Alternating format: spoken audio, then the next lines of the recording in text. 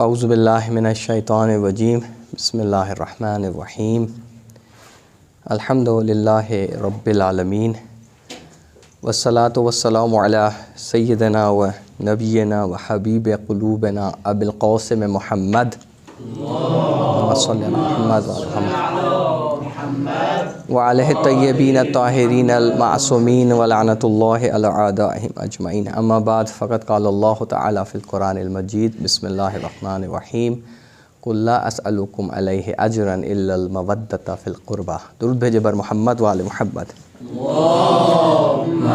صلی علی محمد وآل محمد وعجل فرج۔ 8 شوال روز انہدام جنت البقیع کی مناسبت سے آپ کی سب کی خدمت میں تعزیت و تہنیت عرض کرتا ہوں۔ بیسیکلی یہ انہدام جنت البقیع ایک ایسی سوچ کا عملی اظہار ہے کہ جس میں بالخصوص جو مکتب اہل بیت جو اور حقیقی اور خالص ترین دین محمدی ہے، اس کے خلاف وہ قیام ہے کہ جس کا آغاز اگر واقعہ کربلا سے بالخصوص اور بالعموم پیچھے بھی ہم جا سکتے ہیں، لیکن واقعہ کربلا سے جہاں سے یزیدی ٹولے نے اس وقت کی جو مقدس ترین ہستیاں تھیں کو جس میں سر فہرست جوانان جنت کے سردار جناب امام حسین علیہ السلام کو شہید کر کے اس سوچ اور فکر کی بنیاد ڈالی کہ ان کے نزدیک چاہے وہ مقدسات ایک زندہ انسان کی شکل میں ہو، چاہے وہ مقدسات کسی اور شکل میں ہو، اگر ان کے مفادات دنیا کے حصول، جن دنیا کو حاصل کرنے کے عنوان سے ان مفادات سے ٹکراتے ہوں تو ان کو تہوبالا کر دیا جائے۔ یعنی یہ مقدسات، ان کا تعلق صرف اور صرف اگر ان کو دنیاوی لحاظ سے فائدہ ہو رہا ہے تو اس کی حفاظت کرتے ہیں، اور اگر ان کو لگتا ہے کہ یہ دنیا میں ان کے جو دنیاوی اہداف ہیں ان کے میں رکاوٹ ہے تو ان کو یہ اپنے راستے سے ہٹا دیتے ہیں۔ تو یہ وہی سوچ اور یہ فکر تھی کہ جو واقعہ کربلا سے چلتی ہوئی جو ہے مختلف شکلوں میں ہمارے آج جو ہے وہ یہاں تک پہنچی ہے، اور یہ سوچ ابھی فکر ختم نہیں ہوئی۔ 2013 میں آخری آپ کو معلوم ہے کہ کن کا جو بڑے مشہور صحابی ہیں حجر ابن عدی، ان کا جو مزار تھا اس کو انہوں نے شہید کیا۔ بیسیکلی یہ سوچ، یہ فکر ظاہری طور پر یہ مدعا اور ادعا رکھتی ہے کہ جو قبور ہیں یہ ان کی زیارت کرنا، ان کی زیارت کو جانا یہ شرک ہے، اور لیکن اصل میں یہ اس بات کی طرف متوجہ نہیں ہے، اور رہبر نے بڑا خوبصورت اس کی تجزیہ و تحلیل کرتے ہوئے فرمایا کہ یہ ظاہری طور پر قبور کی زیارت کو تو شرک قرار دیتے ہیں کہ جو مقدس ہستیوں کی نشانیاں ہیں اور جس کے ذریعے سے ہم ان مقدس ہستیوں سے اپنی محبت کا اور ان کی اطاعت کی تجدید عہد کرتے ہیں ان کے قبور پہ جا کر، اس سے تو ان کو یہ تکلیف ہوتی ہے۔ لیکن یہی سوچ اور یہی فکر جو زمانے کا طاغوت ہوتا ہے اس کی اطاعت اور اس کے ساتھ ہمدردی کو شرک نہیں سمجھتی، حالانکہ ہونا یہ چاہیے کہ جو وقت کا استعمار ہے، جو وقت کا طاغوت ہے، اس کی اطاعت اصل میں شرک ہے۔ وہ شرک ہے کہ جو یہ لوگ انجام دے رہے ہیں اور ان کو استعمال کیا جا رہا ہے۔ بعض نادان لوگ جو سادہ فہم اور سادہ فکر لوگ ہوتے ہیں ان کو استعمال کیا جاتا ہے، اور پیچھے سے یہ سوچ اور فکر کیا ہے، وہ اطاعت ہوتی ہے کہ جو اس وقت کے استکبار اور استعمار سے مادی فائدہ اٹھانے کی خاطر ان کی اطاعت میں یہ کام کروایا جا رہا ہوتا ہے، تاکہ دین اسلام کو زیادہ سے زیادہ بدنام کیا جائے اور ایسے لوگوں کے ذریعے سے لوگوں کے دلوں میں حقیقی اسلام کی نفرت پیدا کی جائے۔ تو یہ دراصل استکباری اور استعماری ایجنٹ ہیں کہ جن کے ذریعے سے یہ قوم و ملت میں اس قسم کا اظہار اور اس قسم کی کارروائیاں جو ہیں کی جاتی ہیں۔ اب اس میں یہ سمجھتا ہوں کہ ہماری اور آپ کی جو اصل جو بات ہے کہ وہ تجزیہ و تحلیل کیا ہے، کہ کیوں یہ چاہتے ہیں کہ ان جو ہے قبور کو منہدم کیا جائے، انہدام کیا جائے۔ تو ایک وجہ خود یہی ہے کہ یہ جو شدت پسندی والا اور جو خشک تقدس والا جو اسلام ہے، جو انحرافی اسلام ہے، اس کو معاشرے میں لاگو کرنا چاہتے ہیں، اور دراصل پیچھے سے یہ استعماری اور استکباری ایجنڈا ہے کہ جس کے ہاتھوں یہ استعمال ہوتے ہیں، اور استعمال ہو کے یہ اسلام کا یہ والا چہرہ جو ہے وہ پیش کرنے کی کوشش کرتے ہیں۔ اور دوسرا بنیادی ترین جو مشکل ہے وہ بغض اہل بیت ہے کہ جو ان کے دلوں میں ہے، اور حقیقی اسلام یعنی حقیقی اسلام کا تصور کیا نہیں جا سکتا اہل بیت کے بغیر۔ جناب رسول خدا صلی اللہ علیہ وسلم کی جو حدیث ثقلین ہے کہ 2 گراں بہر چیزیں تمہارے درمیان چھوڑے جا رہا ہوں، تو یہ بنیادی ترین دلیل ہے کہ اسلام مکمل نہیں ہوتا، صرف قرآن کفایت نہیں کرتا، قرآن کے ساتھ جو ہے وہ اہل بیت کا تصور اور اہل بیت کا ساتھ ہونا ہی اصل دین اور حقیقی اسلام ہے۔ تو یہ کیا چاہتے ہیں، اس کے درمیان میں جدائی ڈالنا چاہتے ہیں، اور جو حزب اللہ کتاب اللہ کا جو شعار تھا اور جو میں سمجھتا ہوں کہ وہ بنیاد بنی کہ دین کو انحرافی ٹریک پہ ڈالنے کی کوشش کی گئی، اور اس کے اثرات یہ آج ہم شدت پسندی کی شکل میں خود مسلمان کا گلا کاٹ رہا ہے اور اس کے اوپر کفر کے فتوے لگا رہے ہیں، اس شکل میں ہم دیکھ رہے ہیں۔ تو یہ اس میں بعض مفسرین نے اور بعض علماء نے یہ بڑی بات کہی کہ قرآن میں، اور شاید یہ اہل بیت سے بھی یہ قول منسوب کیا جاتا ہے کہ قرآن میں واضح رسول خدا صلی اللہ علیہ وسلم کا یہ قول موجود تھا کہ قُلْ لَا أَسْأَلُكُمْ عَلَيْهِ أَجْرًا إِلَّا الْمَوَدَّةَ فِي الْقُرْبَى، کہ میں تم سے کوئی اجر نہیں مانگ رہا، اور اگر کوئی اجر مانگ رہا ہوں اے میری امت تو میں اپنے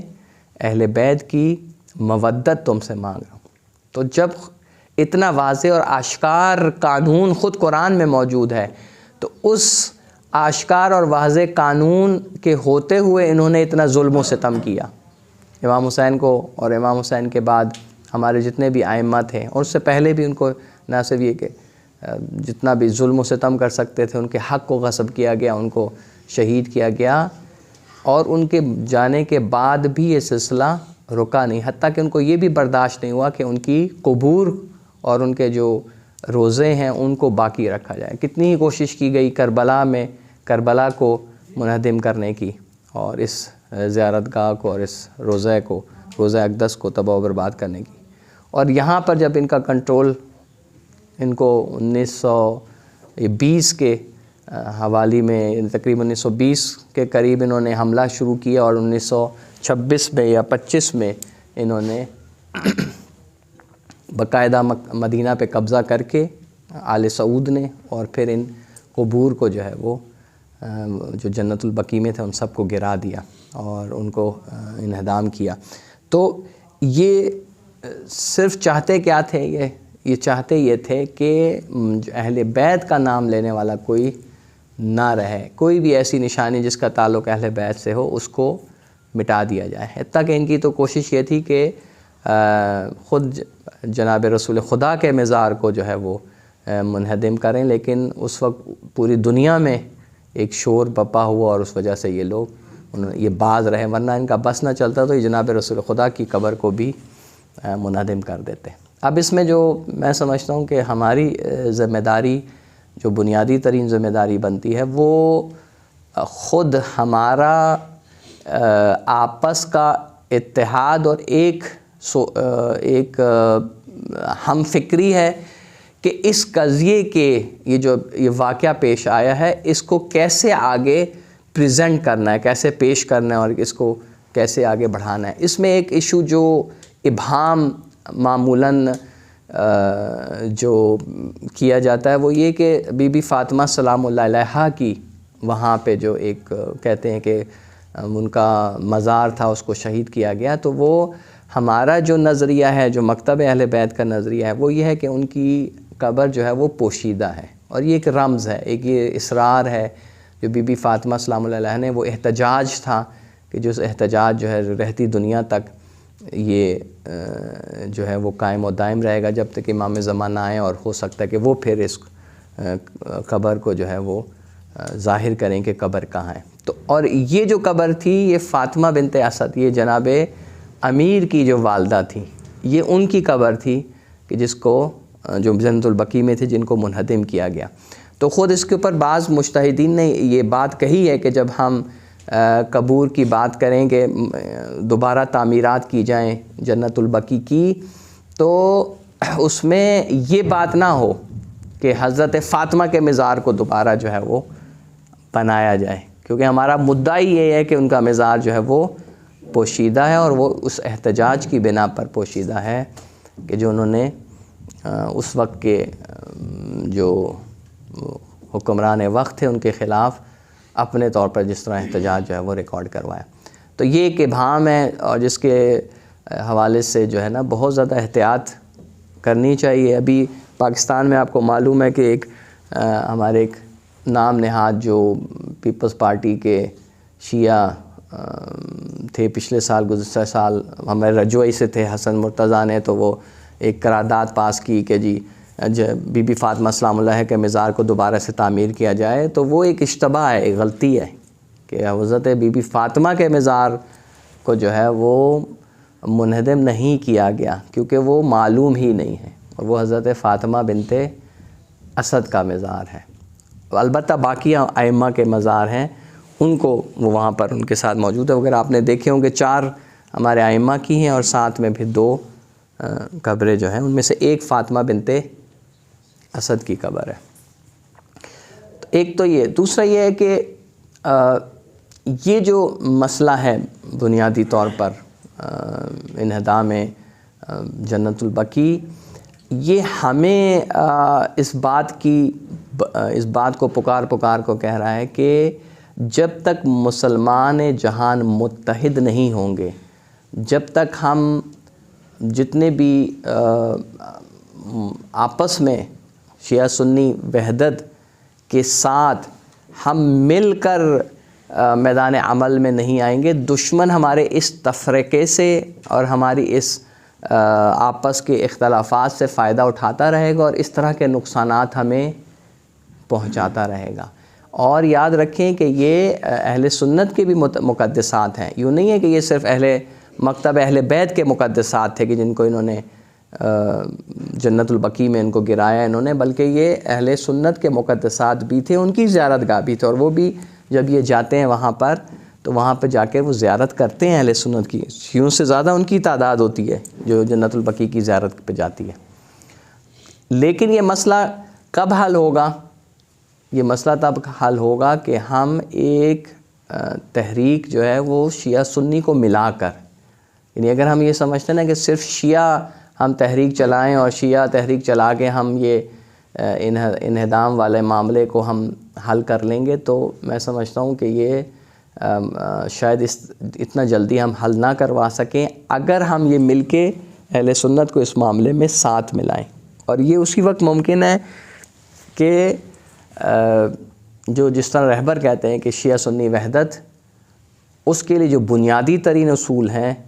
ان کے اوپر ہم کاربند نہ ہوں، اور وہ بنیادی ترین اصول یہی ہے کہ اہل سنت کے مقدسات کی توہین سے اپنے آپ کو بچائیں، زیادہ سے زیادہ اس کو عام عوام میں اور لوگوں میں یہ بات پھیلائیں، اور اس بات کو جو ہے لوگوں کو شعور دیں اس بات کا کہ مکتب اہل بیت میں اہل سنت کے مقدسات کی توہین جائز نہیں ہے، اور یہ ہم نہیں کر سکتے. اور یہ جو ایک پروپیگنڈا کیا جاتا ہے مکتب اہل بیت سے دور کرنے کے لیے اہل سنت حضرات کو، وہ یہی کہ یہ لوگ تبرہ کرتے ہیں، آپ کے مقدس ہستیوں پر تبرہ کرتے ہیں، اور ان کو نعوذ باللہ من ذالک گالیاں دیتے ہیں، کہ جو گالیاں تو ویسے ہی جائز نہیں ہیں مکتب اسلام میں. جو تبرہ کچھ اور چیز ہے، تبرہ کا کانسیپٹ کچھ اور ہے، اور جو ہے گالیاں جو ہے وہ اس تبرہ میں نہیں آتی. تو وہ تو بالکل ہی یعنی جہالت کا جو ہے وہ آخری درجہ ہے کہ جو ہمارے معاشرے میں جو ہے وہ رائج ہو چکا ہے. اور یہ پیغام پھر آپ لوگوں نے آگے دوسروں تک پہنچانا ہے کہ بھائی ہم نے اس مسئلے کو اگر حل کرنا ہے تو شیعہ سنی وحدت سے کرنا ہے، اور ہم سب نے مل کے، یہ ہمارے ہی مقدسات کو انہوں نے ان کی توہین نہیں کی، آپ کے مقدسات بھی اس میں شامل ہیں، ان کی بھی توہین ہوئی ہے. اور اس کو اگر ہم مل کے اگر اس تحریک کو چلائیں تو ہم زیادہ بہتر انداز میں جو ہے وہ اس کے نتائج جو ہے وہ لے سکتے ہیں. اور الحمدللہ میں سمجھتا ہوں کہ اس وقت جو عالمی حالات ہیں، اس میں مکتب اہل بیت کا چہرہ پہلے سے کہیں زیادہ خوبصورت اور بہترین چہرہ لوگوں کے سامنے موجود ہے. اب ایسے میں آپ یہ طے شدہ بات ہے کہ آپ کے خلاف پہلے سے زیادہ منظم اور پہلے سے زیادہ تعداد یعنی مقدار میں آپ کے خلاف سازشوں کا جو ہے وہ آغاز ہونے جا رہا ہے. اور ایسے میں اگر ہم نے کوئی ایسی حرکت کی کہ جو ہمارے مکتب اہل بیت کے چہرے کو مخدوش کرنے والی کا باعث بنے، اس کا مطلب ہے کہ ہم دشمن کی سازش ہے اس کا شکار ہو گئے. اور اس میں بنیادی ترین کام جو ہے وہ یہی کرے گا، جس طرح یہ کوشش کرے گا کہ یہ جیسے فلسطین کا موضوع ہے اس کو شیعہ سنی موضوع میں تبدیل کر دے، یا عرب اور عجم موضوع میں اس کو تبدیل کر دے، یا اس کو ایسا موضوع میں لے آئے کہ جس سے یہ عالم اسلام کا مسئلہ نہ رہے، عالم انسانیت کا مسئلہ نہ رہے، بلکہ ایک گروہی مسئلہ جو ہے اس میں تبدیل ہو جائے. اور اسی طرح پھر آپ دیکھیے گا کہ ابھی پاکستان میں بعض ہمارے نام نہاد مکتب اہل بیت سے تعلق رکھنے والے افراد وہ بھی اس کامیابی کو نہ صرف قبول نہیں کر رہے، اس کا انکار کر رہے ہیں. اور اس کی وجہ کیا ہے؟ پیچھے سے وہ استعماری ان کو جو ہے وہ گائیڈ لائنز ملی ہوئی ہے کہ آپ نے اس کو زیادہ کھل کر جو ہے وہ اس کا اظہار نہیں کرنا. اور آپ کا جو میڈیا ہے تقریباً اس نے اس کو بلیک آؤٹ کیا ہوا ہے، بہت زیادہ کھل کے اس موضوع پر بات چیت نہیں ہو رہی ہے ہمارے پاکستانی میڈیا میں اس کامیابی سے متعلق. تو ایک تو یہ ایک طرف ہے نا کہ اس کو حقائق کو چھپایا جائے، دوسری طرف جو ان کی طرف سے جو سازش ہوگی وہ یہی ہوگی کہ اب آپ ہی کے ممبروں سے جو ہے وہ ایسی باتیں جو ہیں وہ معاشرے میں لانچ کی جائیں گی، ممبر کے ذریعے سے، علماء کے ذریعے سے، ذاکرین کے ذریعے سے، جو بھی ان کے ہاتھ میں بک جاتا ہے ان کے ذریعے سے، کہ جس میں آپ کی جو ہے تشیع قوم میں انتشار ہو، شیعہ آپس میں لڑیں اور شیعہ سنی آپس میں لڑیں. تو ہماری اور آپ کی جو بنیادی ترین ذمہ داری جو ہے وہ یہ بنتی ہے کہ ہم جتنا زیادہ جو ہے وہ متحد کر سکتے ہیں، جتنے بھی ہمارے شیعوں میں جس طرح بھی گروہ اگر بن رہے ہیں تو ان کو ہم گروہوں میں تقسیم نہ ہونے دیں.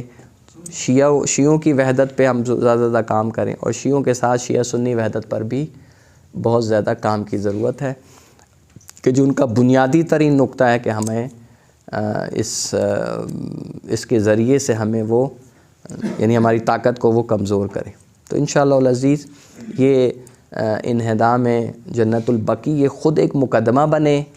اس کو اگر ہم سمجھداری کے ساتھ، جو نقطہ سمجھنے کی ضرورت ہے کہ سمجھداری کے ساتھ اگر اس مسئلے کو اٹھائیں تو یہ مسئلہ صرف عالم تشیع کا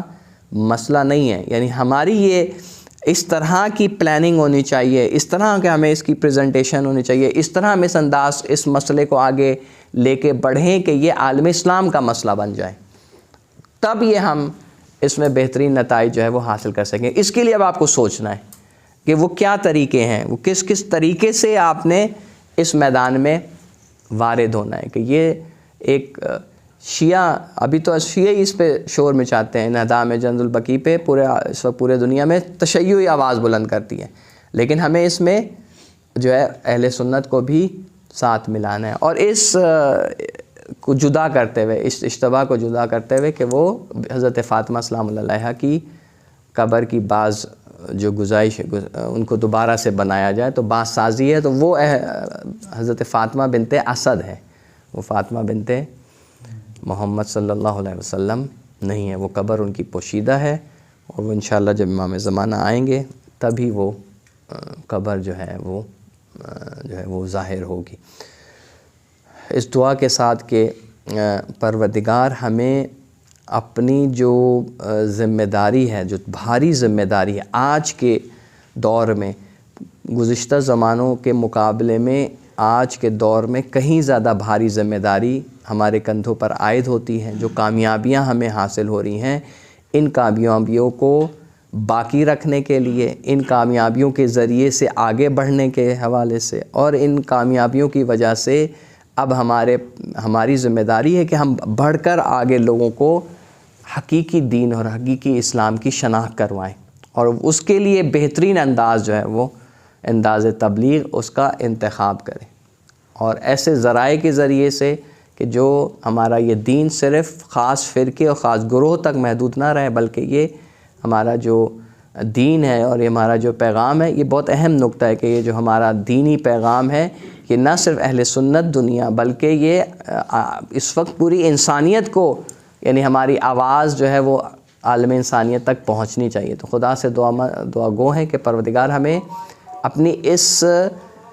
الہی اور انسانی اور آفاقی ذمہ داری کو سمجھنے کی توفیق عطا فرمائے اور اس کو ادا کرنے کی توفیق عطا فرمائے، اور ہماری جو انہدام جنت البقیع کے حوالے سے ذمہ داری بنتی ہے کہ اس مسئلے کو جو ہے ایک عالم اسلام کا مسئلہ بیان کر کے بنا کر اس کو دنیا کے سامنے پیش کریں، اس ذمہ داری کو ادا کرنے کی توفیق عطا فرمائے، اور پروردگار بحق محمد وآل محمد ہمیں اپنے وقت کے امام سے متعلق جو ہماری ذمہ داریاں بنتی ہیں ان کے ظہور سے متعلق ان ذمہ داریوں کو ادا کرنے کی توفیق عطا فرمائے۔ ربنا تقبل منا انک انت السمیع العلیم بحق محمد وآلہ الطیبین الطاہرین المعصومین۔